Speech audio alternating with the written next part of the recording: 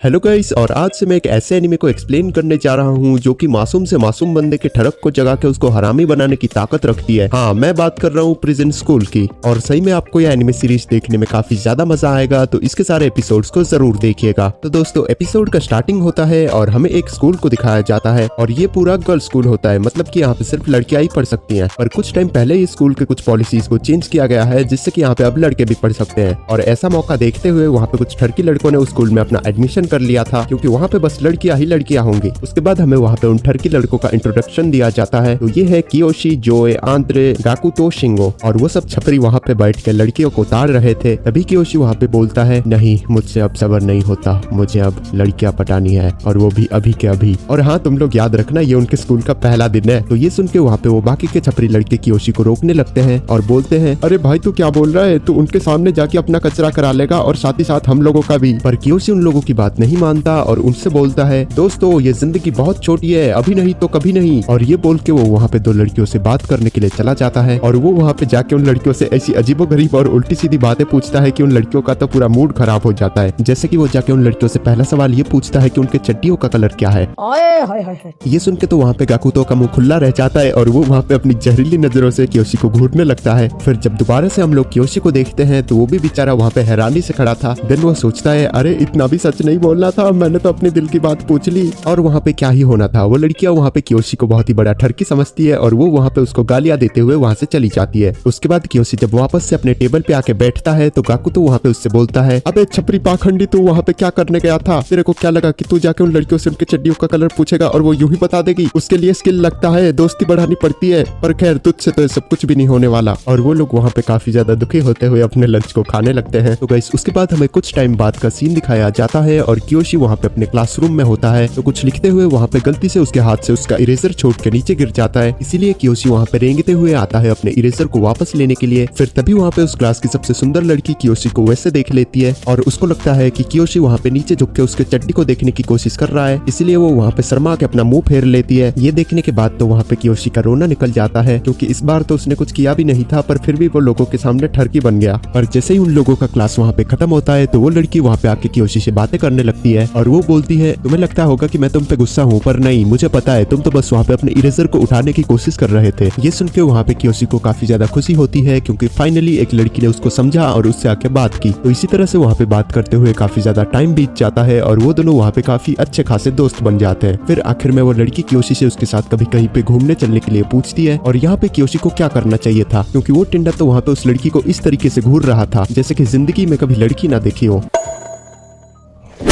पर जब उसको रियलाइज होता है तो वो खड़ा होकर जोर से बोलता है, हाँ ठीक है, मैं जरूर चलूंगा। ये सुन के वो लड़की वहाँ पे कियोशी को थैंक यू बोल के शर्मा के वहाँ से जाने लगती है और हम लोग देखते हैं कि कियोशी तो बेचारा वहाँ पे पिघल चुका था। उसके बाद जाके वो जब उस लड़की के बारे में अपने दोस्तों को बताता है तो उसके दोस्त वहाँ पे पहले तो उसकी बात को पूरे ध्यान से सुनते हैं, फिर उससे बोलते हैं, कियोशी, तुझे तो गर्लफ्रेंड मिल गई और तू उसके मजे लेगा, पर हम लोगों का क्या, हमें भी मजे लेने हैं। तो चलो आज हम लोग लड़कियों के बाथरूम में झाँकेंगे। फिर कुछ ही देर में वो लोग वहाँ पे काले कपड़े पहन के बिल्कुल तैयार हो जाते हैं लड़कियों के बाथरूम में झांकने के लिए, और वैसे ये लोग बिल्कुल ही चिंतित चोर लग रहे हैं। फिर वो सब आखिर में जाके उस बाथरूम के ऊपर पहुंच जाते हैं और ये वाला बाथरूम सबसे ऊपरी मंजिल पे था। उसके बाद वो लोग वहाँ पे एक फोन को दूसरे फोन से कनेक्ट करके उसको नीचे भेजते हैं, जिससे कि वो लोग वहाँ पे उन लड़कियों की वीडियोस देख सके। और तभी कियोशी को बातों ही बातों में ये पता चलता है कि वो जो फोन वहाँ पे नीचे भेजा जा रहा है वो दरअसल कियोशी का ही फोन होता है। तभी अचानक से वहाँ पे वो जो फोन था वो फिसल के उस बाथरूम के अंदर ही गिर जाता है। ये देख के तो वहाँ पे उन सबकी चीख निकल जाती है, पर फिर वहाँ पे गाकुतो कियोशी से बोलता है, कियोशी, वो तुम्हारा फोन है, जल्दी से उसको जाके वापस ले आओ, क्योंकि अगर किसी ने भी वो फोन वहाँ पे देख लिया ना तो हम सबकी तो खैर नहीं। इसीलिए वहाँ पे बेचारे कियोशी को जाना पड़ता है अपने फोन को वापस लाने के लिए। और जैसे ही वो वहाँ पे अपने फोन को पकड़ता है तभी उसके पीछे से वहाँ पे उसकी वही गर्लफ्रेंड आ जाती है जिसने उसको बाहर घूमने के लिए बुलाया था, और वैसे उसकी गर्लफ्रेंड का नाम है चियो। तो ये देख के कियोशी वहाँ पे रोने लगता है और सोचता है, हे भगवान, मेरी इतनी टाइम बाद बस एक ही तो गर्लफ्रेंड बनी थी, और अगर उसने मुझको ऐसे पकड़ लिया तो फिर तो वो भी गई। प्लीज ऊपर वाले मेरे को बस इस बार बचा ले। और तभी चियो वहाँ पे उसको एक दूसरे नाम से बुलाती है और बोलती है, अरे सुनो, दरअसल मैंने ना अपने कॉन्टैक्ट लेंसेज नहीं पहने तो इसलिए मुझे ढंग से दिखाई नहीं दे रहा, तो क्या तुम प्लीज मुझे बाथटब तक ले चलोगी? ये सुन के कियोशी वहाँ पे सोचता है,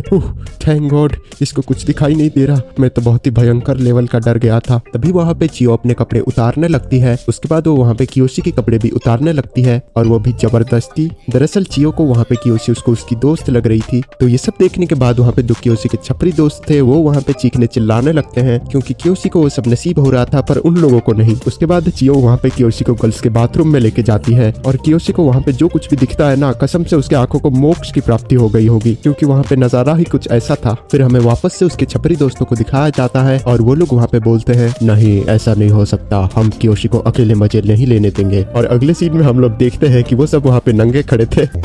पर इससे पहले कि वो सब छपरी उस बाथरूम के अंदर जा पाते, उनके ऊपर कई सारे कौवे मंडराने लगते हैं और वहाँ पे 2 लड़कियां आ जाती है। उसके बाद गाइस हमको वापस से उस गर्ल्स बाथरूम का सीन दिखाया जाता है और चिया को वहाँ पे ये अंदाजा हो जाता है कि उसके साइड में जो बैठा है वो उसकी दोस्त नहीं है। पर इससे पहले कि वो वहाँ पे ये पता लगा पाती कि उसके साइड में कौन बैठा है, वहाँ पे एक लड़की आ जाती है और बोलती है चलो सभी नीचे चलो, हम सबको नीचे बुलाया गया है। और इसी हड़बड़ी में वो सब वहाँ से चले जाते हैं और बेचारा कियोशी वहाँ से बच जाता है। तो गाइस अगले सीन में हम लोग देखते हैं कि उन चारों छपरी लड़कों को बाहर प्लेग्राउंड में बांध रखा था। फिर उनसे एक लड़की पूछती है कि वो चारों उस बाथरूम के ऊपर नंगे क्या कर रहे थे और जैसे ही गाकुतो वहाँ पे झूठ बोलने की कोशिश करता है तो वो लड़की वहाँ पे चाबुक से गाकुतो के झुनझुने पे मारती है, जिससे वहाँ पे गाकुतो की बहुत ही बड़ी वाली चीख निकल जाती है। फिर गाकुतो जब दोबारा से झूठ बोलने की कोशिश करता है तो वो लड़की चाबुक से उसके झुनझुने पे बस मारते ही जाती है, जिससे वहाँ पे आखिर में बेचारे गाकुतो की अंतर आत्मा ही मर जाती है। उसके बाद हमें वहाँ पे अगले दिन का सीन दिखाया जाता है और वो सब वहाँ पे कैदियों के कपड़ों में थे। तभी वहाँ पे ये 3 लड़कियां आती है जिनका नाम है मिको, मारी, हाना।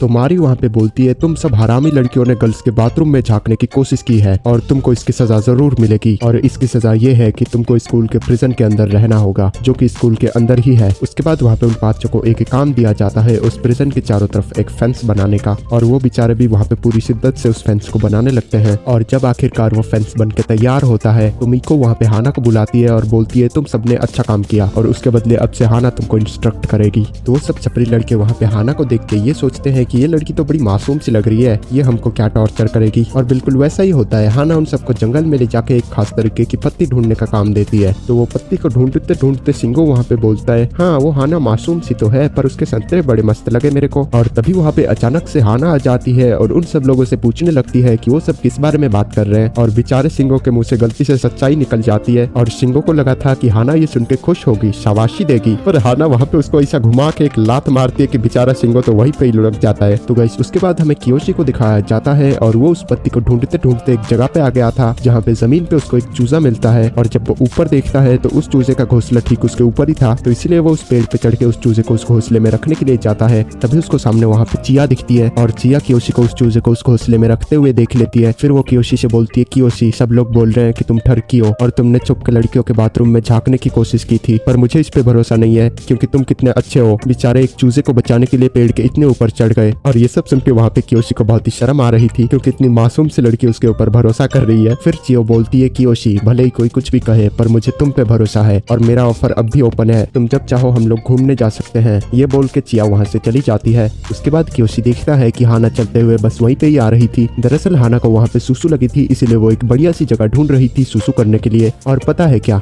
हाना को वो बढ़िया जगह मिलती है कियोशी के पेड़ के ठीक नीचे। तो ये देखने के बाद तो वहाँ पे कियोशी की सांसें थम जाती है क्योंकि ठीक उसके नीचे एक लड़की सुसु कर रही है और वो उसको क्लियरली देख भी सकता है। फिर कियोशी वहाँ पे सोचता है हे भगवान अगर इसने मेरे को यहाँ पे पकड़ लिया ना तो ये तो मार मार के मेरा कचुम्बर बना देगी। और तभी वहाँ पे कियोशी उस डाली से फिसल जाता है और सीधा जाके गिरता है हाना के सामने। और गाइस इसी के साथ ये वाला एपिसोड यहीं पे खत्म हो जाता है। और गाइस अगर आपको इसके आगे का एपिसोड देखना है तो इस वीडियो को लाइक करके कमेंट में नेक्स्ट एपिसोड कमेंट कर देना। अगर अच्छे खासे कमेंट आ जाते हैं तो मैं इसके नेक्स्ट एपिसोड को जरूर एक्सप्लेन करूंगा, वरना तो नहीं करूंगा।